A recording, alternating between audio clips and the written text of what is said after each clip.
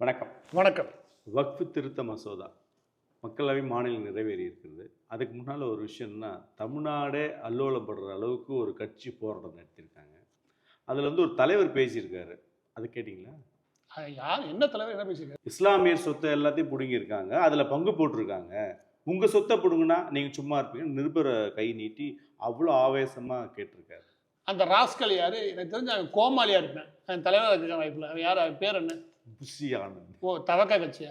விஜய் கட்சியோட பொதுச் செயலாளர் இருக்கக்கூடிய புஷி ஆனதுக்கு எனக்கு தெரிஞ்சு புத்தியும் கிடையாது, ஒன்றும் கிடையாது. அந்த பேட்டி நானும் பார்த்தேன். நீங்கள் பார்த்தீங்கன்னா தெரியல, உனக்கு நல்லா கவனிச்சிங்கன்னா தெரியல. நல்லா அந்த பேட்டி எடுத்து கவனிங்க. நிருபர் கேட்குறாரு, என்ன சார் பாதிப்பு? நீங்கள் என்ன பாதிப்புன்னு கேட்குறீங்க. அந்த பாதிப்பு இஸ்லாமியர்கள் சொல்லுவாங்க அப்படின்ட்டு. அப்போ உனக்கு தெரியாது கேட்டா அதெல்லாம் சொல்லுங்க. வடிவேல் சொல்லுவாங்க, உங்களுக்கு தெரியாத சட்டம் ஒன்றும் கிடையாது அப்படின்னு. எதையுமே படிக்காம காலத்தில் போராட்டம் நடத்தி கிளம்பி வந்திருக்கேன். அதில் என்ன பண்ணியிருக்கேன், இஸ்லாமியெல்லாம் பாதிப்பு சொல்லிட்டே வேலை முடிஞ்சிருச்சு. பேட்டி கொடுக்குறீங்க அறிவு கேட்டவனே, அந்த பேட்டி கொடுக்கும்போது ஏதாவது படிச்சுட்டு அந்த பில்லை பற்றி படிச்சுட்டு அதோட வரலாறு படிச்சுட்டு வந்து பேட்டி கொடுக்குமா இல்லையா? என்ன ஏதுன்னே தெரியாமல் இஸ்லாமியர்லாம் பாதிக்கப்படுறாங்க. உங்கள் சொத்தை புழுட விடுவியா? யார் சொத்தெல்லாம் இப்போ புழுங்கினா? அறிவு தான் அப்படி பேசியாங்க. அது இந்த புஷியானது கேட்குறேன், யார் சொத்தை இப்போ புழுங்கினாங்க? உனக்கு எதாவது புத்தின்னு ஏதாவது இருக்குதா? இல்லை மூளை வளர்ச்சி கம்மியாக வாழ்றியா? இல்லை விஜய் தான் வாழ்க்கைன்னு வாழ்ந்துக்கிறீங்க? ஏதாவது படிச்சுட்டு வந்து பேசுறேன்னா பேசு, இல்லைன்னு பேசாது. இவனை பொதுச்செயலாக வச்சுக்கிட்டு இந்த மாதிரி தற்கூரிகளை பொதுச்செயலாக வச்சுக்கிட்டு கட்சி நடத்த வச்சுக்குவேன். தற்கூரிகளுக்கு வேணா தலைவராக இருப்பான தவிர நிச்சயமா இந்த ஆள தலைவனே கிடையாது. என் தலையெழுத்து பதில் சொல்லணும். ஏன் நான் அப்படி சொல்றேன், ஏன் நான் காட்டமா சொல்றேன் அப்படின்னா, இஸ்லாமியரோட சொத்துல போட ஆரம்பிச்சிட்டாங்க. இதே எப்போ பார்த்தாலும் இஸ்லாமியரோட சொத்தை எடுக்க போறதாவோ இல்லை இஸ்லாமிய சொத்தை தன்வசப்படுத்த போறதோ அந்த பில்லை எந்த இடத்துல இருந்துச்சுன்னு காட்ட முடியுமா? புஷியானது கட்சியை கலைக்க ரெடியாம அரசியல் விட்டு போக தயாரா? அந்த ஆளு பைத்தியக்காரத்தனமா இருக்குது பேசுறது. முதலாவது, இந்த சட்டம் எதற்காக கொண்டு வரப்படுது அப்படின்ற ஒரு அடிப்படை அறிவில்லாத எல்லா பேருமே இது எதையாவது கருத்துன்னு சொல்லி செய்யறானுங்க. இது முதலாவது இஸ்லாமியருடைய, அதாவது தனிநபர்கள் இருக்காங்களே அவங்களோட சொத்துக்கள் மீது கை வைப்பது கிடையாது.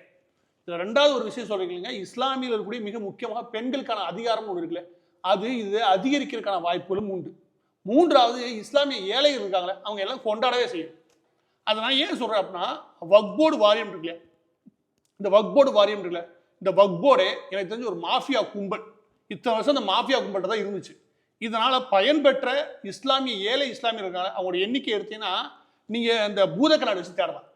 இதை ஃபுல்லாக அனுபவிச்சவன் சில குடும்பங்கள் மட்டும்தான் அதோட சொத்துக்கள் அனுபவிச்சவன். இல்லை, இப்போ எனக்கு ஒரு விஷயம் தெளிவுபடுத்துறீங்க. இப்போ வக்ஃப் போர்டு அப்படின்றது என்னன்னு கொஞ்சம் புரிய வச்சுன்னா நல்லா இருக்கும்.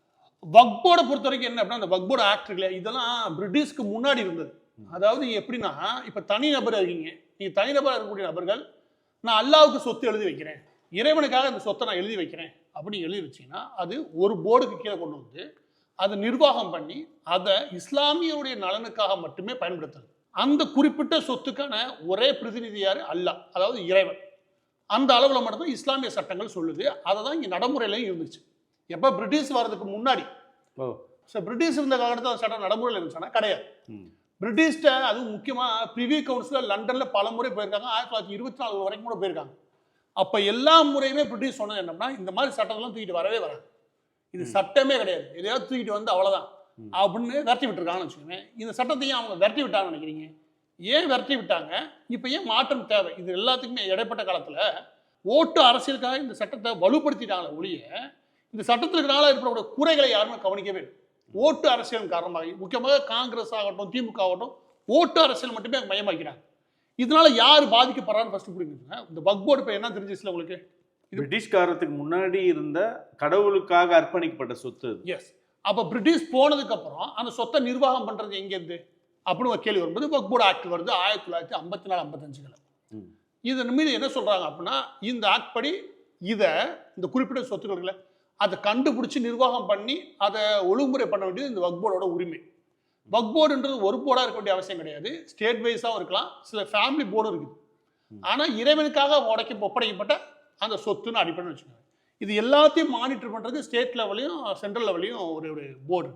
இப்போ விஷயம் என்ன அப்படின்னா, இந்த வக்ஃப் போர்டுக்குடைய சொத்துன்னு ஐடென்டிஃபை பண்ணுறாங்களே, இது எதன் அடிப்படையில் ஐடென்டிஃபை பண்ணுறாங்க அப்படின்றதான் முதல் சிக்கலை. இந்த இடத்துல உங்களுக்கு சொல்கிறேன், நம்ம தமிழ்நாட்டில் நடந்த பிரச்சனை சொல்கிறேன். அந்த திருச்செந்தூர் என்ற ஊர், அந்த ஊரில் யாருமே இடம் விற்க முடியாது. அந்த ஊரில் ஒரு நபர் ராஜகோபால் நினைக்கிறேன், அவர் 1.2 ஏக்கர் நிலத்தை தன் நிலத்தை விற்க போய் அவர்கிட்ட என்ன சொன்னாங்க அப்படின்னா, நீங்கள் விற்கணும்னா வக்போர்ட்ட போய் என்ஓசி வாங்கிட்டு வாண்டாங்க. அதாவது அவங்க அப்ஜெக்ஷன் தெரிவிக்கக்கூடாது, அவங்க எதிர்ப்பு தெரிவிக்க மாட்டோம் அப்படின்னு போய் சர்டிஃபிகேட் வாங்கிட்டு வரணும். ஏன் சொத்துக்கு எதுக்கு அவன்கிட்ட போகணும்னு கேட்டாங்க. அன்னைக்கு இங்கே வெடிச்சிச்சு. அது அந்த ஒரு நபருக்கானது மட்டும் கிடையாது, ஒட்டுமொத்த திருச்செந்துறை ஊரே எங்க ஊருன்ட்டாங்க. யார்? வக்போர்டு. இது மட்டும் கிடையாது, கர்நாடகாவில் ஒரு பிரச்சனை வந்துச்சு. கர்நாடகாவில் 15,000 ஏக்கர் நிலம், அந்த நிலம் எல்லாமே விவசாயம் பண்ணிக்கிட்டு இருக்காங்க காலங்காலமாக. திடீர்னு அது வக்போர்டோட சொத்து கிளம்பி பண்ணுறாங்க. அதுக்கும் இவங்கெல்லாம் கோர்ட்டுக்கு போகிறாங்க, அது விற்க முடியாத நிலைமை, என்ஓசி கொடுக்காம அது எதுவுமே செய்ய முடியாட்டாங்க. இதே மாதிரி பஞ்சாப்ல எஜுகேஷன் சிஸ்டம் போர்டு இருக்குது, அதுக்கு கீழே ஏகப்பட்ட பள்ளிக்கூடங்கள் இருக்குது கவர்மெண்டோட.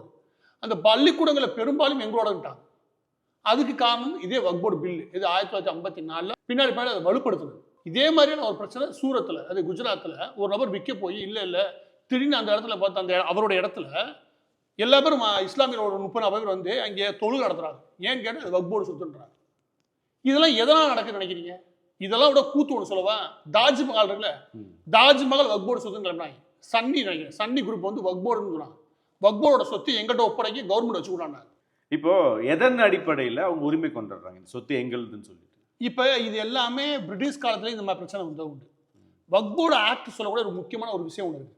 அது என்ன சொல்லுது அப்படின்னா, வக்போர்டு சம்பந்தப்பட்ட சொத்துக்கள் இருக்குல்ல, இந்த சொத்துக்களை கண்டுபிடிச்சு அதை தீர்த்து வைக்க வேண்டியது இங்கே இருக்கக்கூடிய வக்போர்டு ட்ரைபுனல்னு வச்சுக்கோங்க. வக்போர்டுக்குன்னு தனியாக இருக்கக்கூடிய ஒரு அமைப்பு. அந்த அமைப்பு உறுதியாக சொல்லிடுச்சுன்னு வச்சுக்கோங்க, உச்சநீதிமன்றமே தலையிட முடியாது. அப்பீலே கிடையாது. அப்பீலே கிடையாதுன்னா, நீ ஒரு குறிப்பிட்ட இந்த இடத்த எதன் காரணத்தால் சொல்லுன்னா, அந்த காலத்துல இந்த ராஜா இந்த மாதிரி இருக்கும்போது அவருடைய 3வது மனைவி எழுதி வச்சதாம் அப்படின்னு வச்சுக்கவேன். ஆமாங்க, அப்பே எழுதி இந்த ஆதாரம் இருக்கா, அந்த ஊரே எங்களோடது. எப்படி டெல்லி சுல்தான் இருந்த காலத்துல அவன் கண்டதுங்களே எழுதி போயிருப்பேன். அதை ஃபுல்லா இன்னைக்கு உரிமை கொண்டாடின எப்படி இருக்கும்? அவரு இறைவனுக்காக ஒப்படைச்ச சொத்துன்னு எடுத்து வச்சுக்கவேன், டெல்லியவே வாங்கி வச்சுருந்தான். அதன் அடிப்படையில் தான் தாஜ்மஹாலே எங்களோடது, அது வக்போர்டோடதுன்னு சொல்லி கிளம்பினாங்க. இது மாதிரி ஒன்று கிடையாது, ஊருக்குள்ள ஏகப்பட்ட கோவில் இருக்குல்ல, அதெல்லாம் வக்போர்டோட கிளம்பிருக்காங்க. இதெல்லாம் எப்படியா இவங்க கிளம்புறாங்கன்னா, வரலாற்றை படிக்க வேண்டியது, ஏதாவது ஒரு கதையை படிக்க வேண்டியது, ஓ நம்ம ராஜா தான் கொடுத்துருக்காரு அப்போ நம்மளோட சொத்து அப்படின்னு கிளம்பி வர வேண்டியது. அதுக்கு ஏதாவது மூலப்பத்திரங்கள் ஏதாவது விஷயங்கள் எடுத்துட்டு வரானா அது பெருசாக எடுத்து வரலாம், வரலாற்றை வச்சுட்டு கிண்ட வேண்டியது. இது ஒரு பெரிய தலைவலி. நான் திரும்ப சொல்றேன், இந்த தலைவலி யாரோ ஒரு நபருக்கோ இல்லை இந்துக்களுக்கோ கிடையாது, இது இஸ்லாமியர்களுக்கே இருக்குது. ஏன்னா ஒட்டுமொத்த வக்போர்டில் இருக்கக்கூடிய 4951 கேஸ், இது மாதிரி கேஸ் வந்து வக்போர்டு ட்ரைபுனல் இருக்குது. அந்த கேஸில் 10,000 மேற்பட்ட கேஸ் இஸ்லாமியர்கள் தொடுத்த கேஸ். அவங்க மதத்தில் இருக்கிறவங்களுக்கு வக்போர்டு பிரச்சனை இருக்குது. வக்போர்டு பிரச்சனை இருக்குது. அது என்னமா பிரச்சனை அடுத்து வரேன். இந்த வக்போர்டுக்கு மொத்தமா இந்தியா முழுவதும் இருக்கக்கூடிய சொத்தோட மதிப்பு சுமார் 9.4 லட்சம் ஏக்கர். 9.4 லட்சம் ஏக்கர். இதுக்காக இருக்கக்கூடிய டாக்குமெண்ட் மட்டும் 8.7 லட்சம் டாக்குமெண்ட்டை வச்சு 8.7 லட்சம் சொத்துக்கள் கையில் இருக்கு. அது ஒட்டுமொத்த பரப்பளவு 9.4 லட்சம் ஏக்கர் அவங்க கணக்கு கட்டுறாங்க. இதோட மதிப்பு மட்டும் இன்னைக்கு 1.5 லட்சம் கோடி. இவ்வளோ பெரிய சொத்து தான் கையில் இருக்கு. அதாவது ரயில்வே டிபார்ட்மெண்ட்டுக்கும், ரயில்வே தான் ஊர் ஃபுல்லாக சொத்து இருக்குது, அதுக்கப்புறம் ஏர்ஃபோர்ஸ், இவங்க 2 பேருக்கு அடுத்த இடத்துல வக்போர்டு வந்துடுவான்.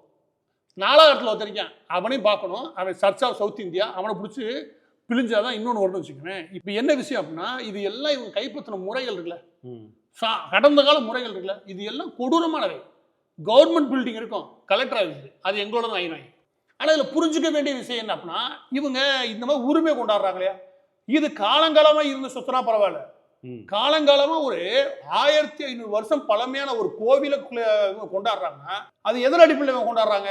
வரலாற்றில் அந்த ராஜா அந்த இடத்தெல்லாம் கொடுத்தாரு இப்படின்னு எதையா கிளம்ப வேண்டியது.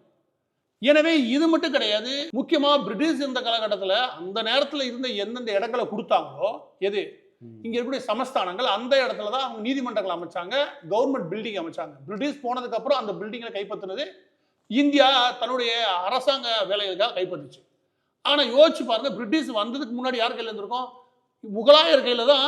நீங்க நார்த் முழு இருந்திருக்கும் வச்சுக்கோங்க, நார்த்னா கர்நாடகா வரைக்கும். அப்போ அந்த பில்டிங்லாம் அவங்களுக்கு சொந்தமான ஆயிருமா?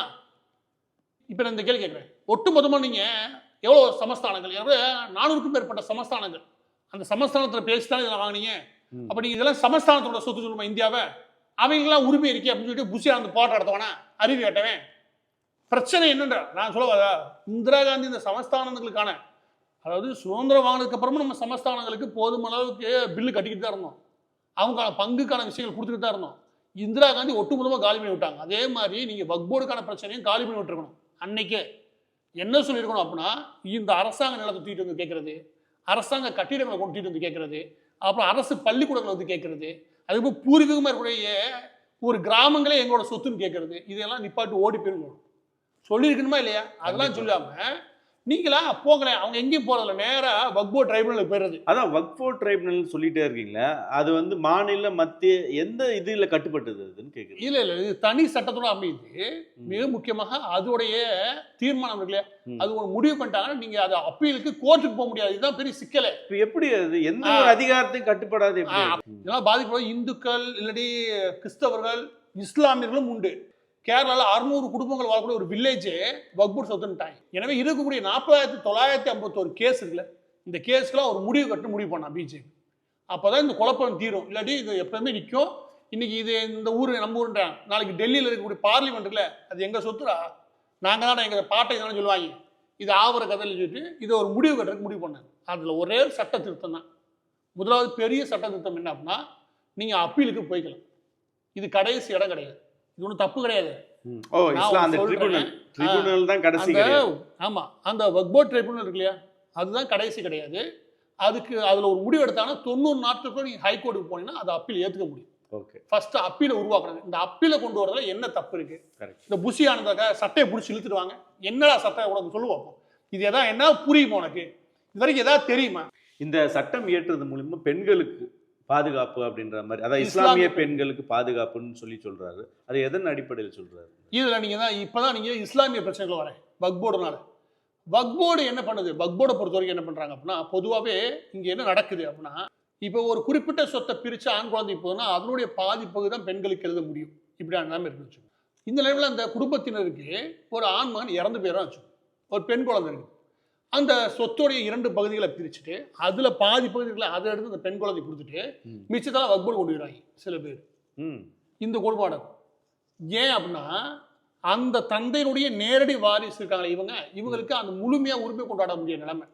இன்னொன்று சொல்றேன், நான் தான் ஒரு தந்தை, எனக்கு ஒரே பெண் குழந்தை தான், நான் ஒரு வக்போர்டுக்கு சொத்து கொஞ்சம் எழுதி வச்சிருக்கேன் அப்படின்னு வச்சுக்கோங்க.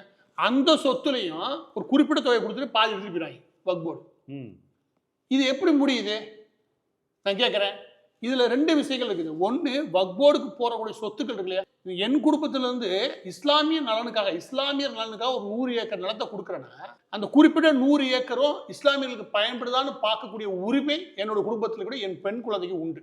அவளுக்கு சொத்து எழுதி கொடுத்தா இதை கொடுக்குறேன். ஆனா இவங்க எங்கேருந்து வராங்க? இது வக்போர்டு தான். நீ நடத்தாத வக்போர்டா? வக்போர்டுன்னா என்ன?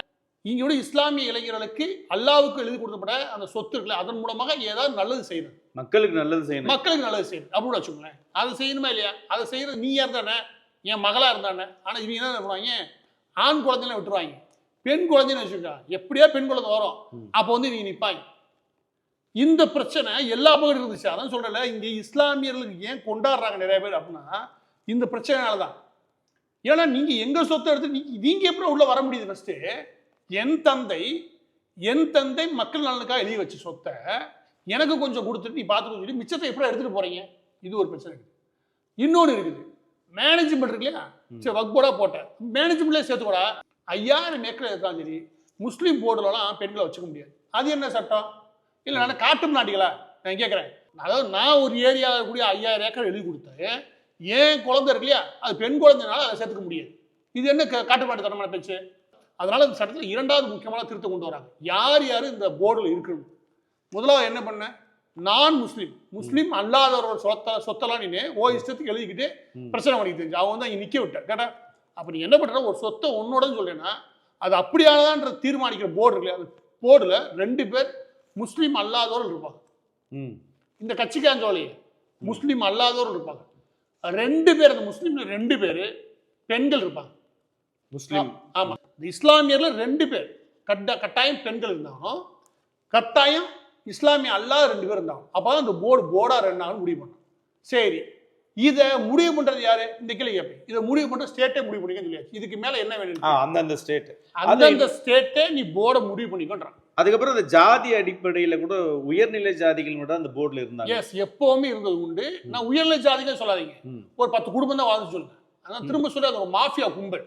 நான் உங்கள்கிட்ட கேட்கிறேன், சத்தியமா சொல்லுங்க, இஸ்லாம் சத்தியம்னு சொல்லுங்க, வக்போர்டுல ஊழல் நடக்கல. உலகத்திலே மிகப்பெரிய ஊழல் நடக்கிற வக்போர்டு தான். அது ஏழை எளிய மக்களுக்கு போகாம தடுக்கிறவனே அங்கே கூடிய மாஃபியா கும்பல் தான். வக்போர்டில் இருக்கக்கூடிய ஏதோ ஒரு காலேஜில் ஒரு சீட்டு வாங்கணும்னு வச்சுக்கோங்க, ஒரு லேப் அசிஸ்டன்ட், நான் சொல்கிற மதுரை வக்போர்டு எடுத்துக்கோங்க, ஒரு லேப் அசிஸ்டன்ட் வாங்கணும்னு வச்சுக்கோங்க, நீங்கள் 25 லட்ச ரூபா லஞ்சம் கொடுக்கணும். யாரு கொடுக்கணுங்க? சொத்து வக்போர்டோடது. யாருக்கு அந்த 25 லட்ச ரூபா கொடுக்குறானே? அப்படி எந்த ஒரு இஸ்லாமியரை போட்டோ எடுத்துக்கீங்களா குறுக்கு வழியில? அப்ப அதை விற்கிறவன் அவன், அந்த கருப்பு பணம் எங்கே போகுது? இந்த வக்போர்டு சொத்தை வச்சு திண்டவன் அவன். நேற்று வரைக்கும் திண்டவனை எவனும் பாதுகாத்துட்டு இவங்க இன்னைக்கு சட்டம் திருத்தம் கொண்டு வந்து அதை முறைப்படுத்த நினைச்சா அதை எதுக்குறானா? இவன் இஸ்லாமியர்களுக்கு எதிரானா இல்ல நரேந்திர மோடி இஸ்லாமியர்களுக்கு எதிரானவரா? கொண்டு வர சட்டம் என்னன்னு தெரியாம பேசி தீர புசி ஆனதுக்காம பாருங்க. அவெல்லாம் 8 அடி குழியில 80 அடி குழியில தோண்டி உள்ளே வச்சிடலாம். அவன் எதுக்கு நீங்க அவெல்லாம் அரசியல்வாதி அதுக்குள்ள எதுக்கு இருக்காங்க? அது பொதுச்செயலாளர் ஒரு கட்சிக்கு வெக்கம் இல்லாம. அதாவது இஸ்லாமியர் சொத்தை புடுங்கணும் இல்ல, மற்றவங்க சொத்தை வக்ஃப் போர்டு புடுங்க கூடாதுன்றதுக்காக தான் சட்டமே. அதுதான் உண்மை. மற்றவங்க சொத்தை புடுங்கணும் மட்டும் கிடையாது, இஸ்லாமியர்களே பாதிக்கப்பட்டிருக்காங்கன்னு நான் சொல்றேன். அது ஒரு முறைப்படுத்த வேணுமா இல்லையா? நான் கேட்கிறேன், சட்டத்தின் ஆட்சி நடக்குதா இல்ல இவங்க ஆட்சி நடந்தா? அப்படி எவனா தான் கேட்பான் இல்லையா? வந்த திருத்தம்ன்றது ஏதாவது ஒரு காலகட்டத்தில் யாரோ ஒரு நபர் கொண்டு வர வேண்டிய திருத்தம். அதை இன்னைக்கு துணிஞ்சு அவங்க கொண்டு வந்திருக்கானா அதுக்கு நம்ம இறங்கி வந்து பாராட்டு தெரிவிக்கணும் ஒழிய, இன்னும் இஸ்லாமியர்கள் பாராட்டு தெரிவிக்கிறாங்க இல்லையா அங்கங்க, அவங்களாம் தெளிவாக இருக்கிறனால இந்த வக்போர்டில் நடக்கக்கூடிய குழப்பம் என்னன்னு அவங்களுக்கு தெரியும். இந்த வக்போர்டில் இருக்கிறனா எவ்வளோ பெரிய மாஃபியான்னு அவங்களுக்கு தெரியும். இந்த வக்போர்டில் இருக்கிறவங்க எவ்வளோ பெரிய மாஃபியா கும்பலாக இவ்வளோ அடித்து சம்பாதிச்சுக்கிட்டு தெரியும். அதனால தான் அவங்க ஆதரிக்கிறாங்க. எழுதி வச்சுக்க 80% இஸ்லாமியர்கள் இதை விரும்ப தான் செய்வாங்க. வந்து ஆப்பு வச்சாங்க வக்போர்டுக்கு அப்படின்னு. ஆனால் இங்கேருந்து கத்துற இருக்கான் பாருங்க, அவனுக்கு என்னன்னே தெரியாது. என்ஆர்பி கொண்டு வந்தாங்க, அதுக்கும் கத்துனாங்க. முஸ்லீம் நாடு கடத்த போகிறாங்க, நாட்டை விட்டு அனுப்ப போகிறாங்க. இன்னைக்கு எவனா அனுப்புறாங்க? எதையா பேசி கிளப்பி விட்டாங்க. இன்னைக்கு பாருங்க முஸ்லீம் சொத்தெல்லாம் கொடுக்க போறாங்க. இதெல்லாம் என்ன பேச்சு?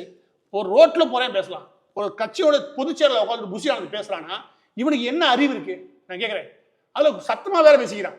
என்ன விதமான பாதிப்புன்னு கேட்டா அது உங்களுக்கு தெரியாத சட்டம் ஒன்று கிடையாதுன்னு பேசி தீரான்.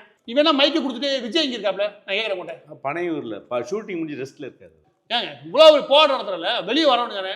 ஏன் அவருக்கு ஏதாவது ஸ்கிரிப்ட் எழுதி ஒரு 30-40 நாளைக்கு ஒரு வெளியே தலை காட்டுவாங்க. 10 நிமிஷத்துல வெளியிடுவாங்க. இன்னைக்கு நான் ரெஸ்ட்ல இருக்கேன். போராட்டம் நடத்துறீங்களா? ஒரு இடத்துல வந்து பங்கேற்கணுமா இல்லையா? உட்காந்துட்டு நான் ரெஸ்ட் எடுக்கிறேன், எல்லாரும் போராட்டம் நடத்துறா, நீ என்ன பண்ற? இப்போ இன்னொரு கேள்வி, இப்போ இந்தியா சுதந்திரம் அடையும் போது சமஸ்தானத்தை வந்து புடுங்கின மாதிரி, அதாவது இந்தியா சுதந்திரம் வாங்கும்போது புடுங்கல, அதுக்கப்புறம் நான் கப்பம் கட்டிக்கணும் ஓரளவுக்கு. நிறைய பேர் தெரியல, கொஞ்சம் கப்பம் கட்டிக்கிட்டு தான் இருந்தோம். அது எமர்ஜென்சி காலத்துக்கு அப்புறம் பக்கத்தில் நிற்கும் போது இந்திரா காந்தி முடிஞ்சு விட்டாங்க. அதே மாதிரி இந்த வக்ஃப் போர்டையும் வந்து கவர்மெண்ட் எடுத்துட்டு இருக்கலாம்ல, அது எப்படி ஒரு தனி மனிதன் சொத்து கிடையாதுல்ல? இது அகேன்ஸ்ட் நிறைய பேர் இந்த மாதிரி பேசுறத நம்ம பார்க்க முடியுது. அது தப்பு. ஆக்சுவலா அப்படி பார்த்தா சிஎஸ்ஐ சொத்து தான் முதல் கொடுக்கணும், சர்ச் ஆஃப் சவுத் இந்தியாவோடது. அப்படி பார்த்தா நீங்க எல்லாத்துக்குமே சொத்து இருக்கேன். இங்க இருக்கக்கூடிய இந்து கோவில்களும் சொத்து இருக்கா இல்லையா? அதுக்கு தானம் எழுதி வைக்கிறாங்களா இல்லையா? தானம் எழுதி வைக்கிறதெல்லாம் தப்பு சொல்ல முடியாது. தானம் எழுதி வச்சு அந்த கோயிலுக்கு சேருது, அது நியாயமா போய் சேருது அப்படின்னா அதை வச்சு அவங்களோட மேனேஜ்மெண்ட் பண்றாங்க. இப்போ நீங்க இருக்கீங்க, ஏதோ ஒரு உங்களுக்கு ரொம்ப பிடிச்ச சாமி ஒருத்தர் இருக்காரு, அந்த ஒரு உள்ளுணர்வாக எங்களுக்கு தோணுது, அப்போ நம்ம ஒரு 100 ஏக்கர் நிலம் வச்சுருக்கோம், ஒரு 50 ஏக்கர் அது கொடுப்போம் அப்படின்னு உங்கள் ஆன்மீக எண்ணத்துலையோ ஒரு நல்ல எண்ணத்துலையும் நீங்கள் கொடுக்குன்னு நினைக்கிறீங்கன்னா அதெல்லாம் தப்பு சொல்ல முடியாது. அதுக்குன்னு போர்டு இருக்க தான் செய்யும். அது நான் தப்பு சொல்ல வரல, அதெல்லாம் கொடுக்க வேண்டிய அவசியம் கிடையாது. ஆனால் அதில் ஒரு சட்ட திருத்தம் வேணாமா, ஒரு கட்டுப்பாடு வேணாமா, நியாயம் வேணாமா? இதுக்கு கண்டிக்க வேண்டியது கவர்மெண்டோட வேலையே இல்லையா? அந்த வேலையை தான் நரேந்திர மோடி கவர்மெண்ட் பண்ணிருக்க ஒழிய இதில் வேற எதுவுமே கிடையாது. எப்படி தனிநபருடைய சொத்தை புடுங்குவாங்கன்னு புசியானது பேசுகிறேன். கடுப்பாக வருது அவனை பார்த்தா.